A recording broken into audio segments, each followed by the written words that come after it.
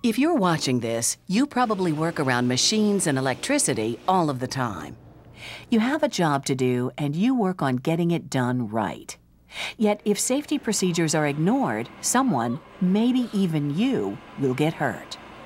It's your job to do maintenance or electrical repairs. You try to keep the operation running smoothly. But in order to do maintenance, certain operations must come to a stop. And you must practice proper lockout tagout procedures to maintain safety. Let me tell you the story of Michael Dean Fitch, who, like you, helped to keep plants up and running. Michael worked as an electrical apprentice, learning the job his grandfather held before him. Michael grew up leading an all-American life. He had an older brother and a younger sister, and he made plenty of friends. He had a love for the forest and streams that surrounded his Oregon home. He liked to laugh and have fun, but when it came to work, he knew when to get serious. One day, Michael went to work making electrical repairs. Power sources were not locked and tagged out properly, and tragedy struck. Michael received a severe electrical shock. I never thought it would be life-threatening for him in that sense. I worried more about the long drive to work he did every day than I worried about him being an electrician. Also, I trusted that he would be safe because he was going through an apprenticeship.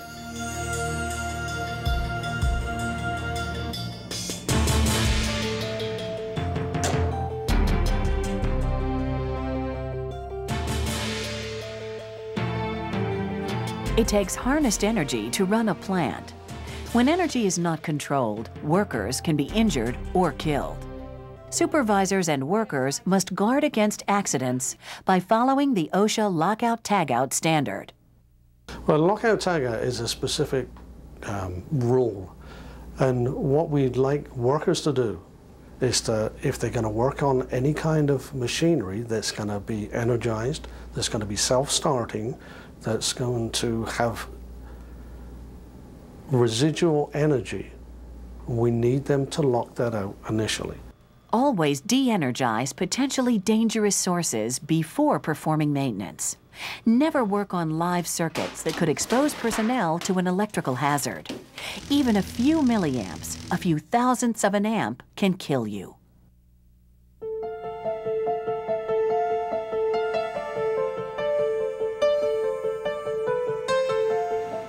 Michael's home was nestled between the Pacific Ocean and majestic Mount Hood. With this setting as his playground, it was easy for Michael to develop a love for the great outdoors that was only outmatched by his love for people. I mean, he cared about everybody. You know, there really weren't any people in his life that he didn't like. You know, if somebody had a problem and he could help, he would.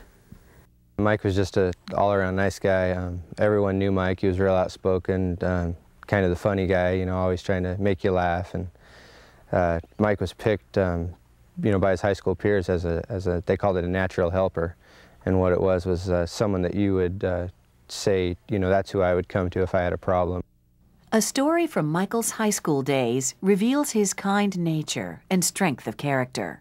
Michael was an exceptional person. He did help a young girl in high school. I received a letter from her in a card, and she was telling about being pregnant in the senior year, not knowing Michael very well, but having remembered him back from when they were freshmen. And she said she was knocked down in the busiest hallway at school one day, and she looked up and there was a hand extended to her with a smile on the other end of it, is how she put it, and helped her up. And from then on, he cleared the way through the hallway for her every day when she had to go through there, and he'd spread his arms and call out, "Pregnant woman coming through." After high school, Michael took a job as a deckhand in Newport, a coastal fishing village. He was on the water and close to nature in a place that he loved. It was here on the Pacific Ocean Michael learned that life can end in an instant. A lesson he learned on a fishing boat called the Rain Song. Michael was 19.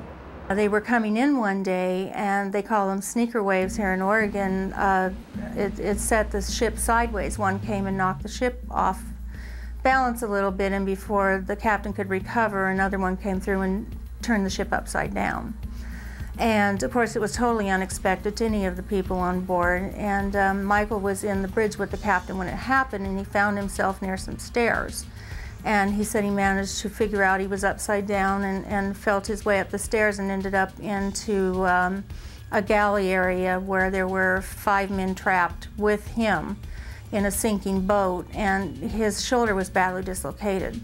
But he explained to them to take the fire extinguisher and beat out the hatch, and then they were able to get out the hatch and swim down below the boat and come up.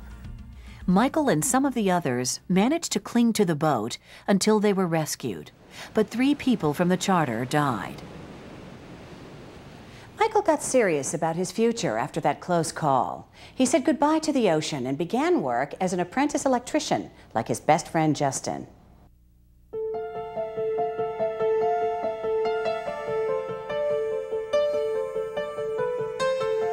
Michael and his supervisor were working as contractors at this plant in Beaverton, Oregon, near Portland. He was retrofitting lights while seamstresses worked nearby when the accident occurred. Sherry was immediately notified and told to call the St. Vincent Medical Center. I called St. Vincent's Hospital. They put the chaplain on the phone, who told me he was hurt very badly and that I needed to get there. All this time I was praying that I would take him under any circumstances, to just please let him live and we would deal with whatever happened. While preparing to leave for the hospital, Sherry received a second phone call. The news left her shaken. Before we left, the doctor called and told us that he was gone, that he'd done everything that he could, and he did not want us driving the distance to the hospital hoping we might find him alive when he wasn't. So that's how we found out we had lost him. Why did this tragedy occur? As an apprentice electrician, Michael wanted to do a good job and work as quickly as possible so that he would please his employer. But a series of errors led to this unfortunate accident. You just can't believe it when you hear news like that. It just seems so unreal and impossible to imagine that one of your children has died. And you're afraid, you don't know what you're going to be facing, you're in terrible pain in spite of the shock. It's just overwhelming confusion and grief, and it's like being an onlooker to your life in a sense, you know. The OSHA record describes what happened and what should have been done to prevent Michael's death. Michael Fitch was preparing to install overhead electrical wiring in the minutes before an anticipated shutdown in the plant. The wire was already connected to a power source. No one had locked out the breakers. He was using a fiberglass ladder with a rubber mat for insulation. Michael cut through the conduit that covered the insulated wiring. As he cut through the insulated wire, he received an electrical shock. Wanting to finish the job and not considering the work to be life-threatening, Michael continued on with the job. A few minutes later, he was pulling the metal jacket over the insulated wire. Michael was not aware that one wire had been stripped and was exposed. When Michael made contact with the bare wire, he received a severe shock that resulted in his electrocution. He was pronounced dead in the emergency room a short time later. The journeyman electrician, the supervisor, was away cleaning up debris at the time and did not witness the electrocution. Michael Fitch was killed when he came in contact with an unprotected energy source. His mother planted this garden to honor his memory. His family has suffered because of the accident. Both parents deal with missing their son on a daily basis. When I realized I wasn't going to have him back anymore in this life, I had some really hard moments, and I was by myself a lot because my husband worked swing shift at the time. And I remember times when I would just be screaming at the top of my lungs and beating on the bed and saying, I want my son back, over and over. And of course, I knew it wasn't going to do any good, but I was hurting terribly. And it was hard to function. It's hard to get up in the morning. Just getting a shower and getting yourself to work on time is almost more than you can do. I've had to deal with a lot of times when I'll be driving along and something will just trip, I'll have to pull over the side of the road and just let it go. It hurts a lot. I miss him. And like you say, it just, you know, it happens in an instant, and there's no more. There's no more. OSHA fined Michael's employer. It found the company failed to protect Michael from electrical shock by grounding, de-energizing, or insulation. What's more, the company failed to make sure before the work was done that the setup would prevent Michael from coming in contact with the electrical power circuit. I feel Michael didn't have to die. I think it's a combination of things that caused it. One, a person who he trusted, his journeyman electrician, did not thoroughly check Michael's work environment.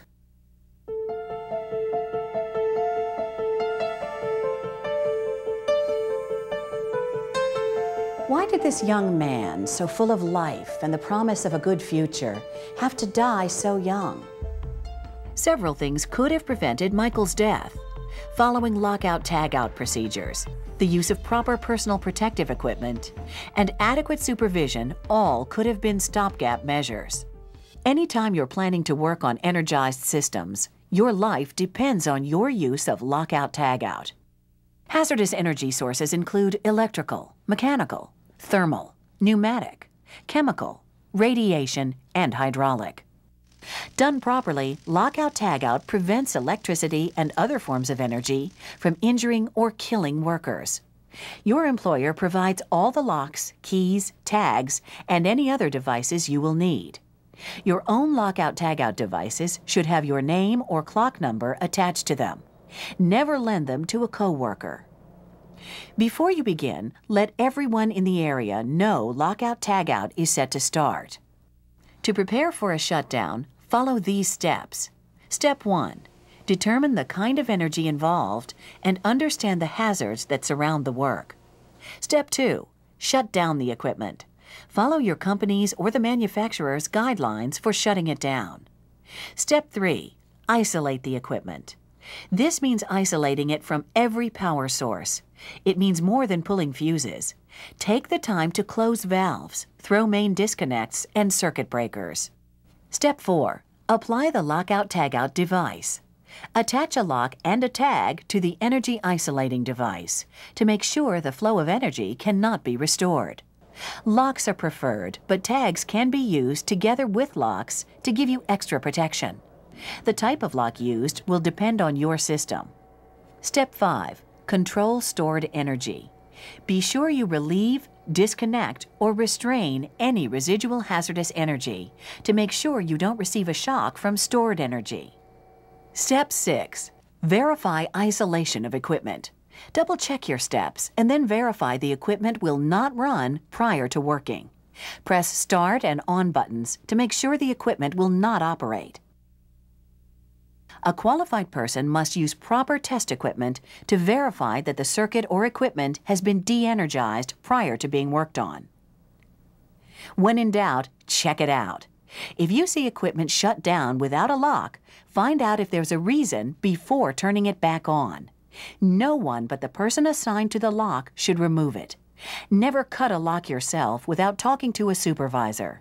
Ignoring lockout tagout procedures could cost someone their life. In my own opinion, as an accident investigator, to keep somebody safe in the workplace, what they need to do, they need to first off have training and education or instruction in the job that they do. Following that, they can't cut corners.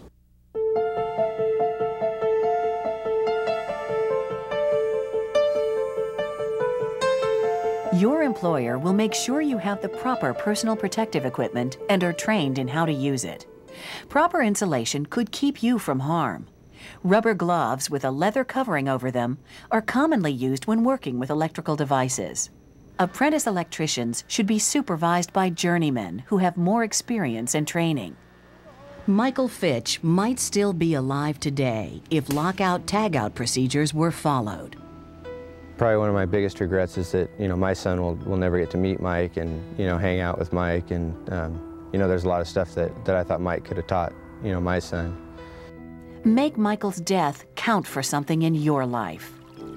I would advise workers to pay attention to what their safety rules and regulations are around them and make sure they're enforced at all times. Always follow safe work procedures. Use proper lockout, tagout whenever there's energy involved. Keep your workplace a safety zone, not a danger zone, and return home healthy to your family.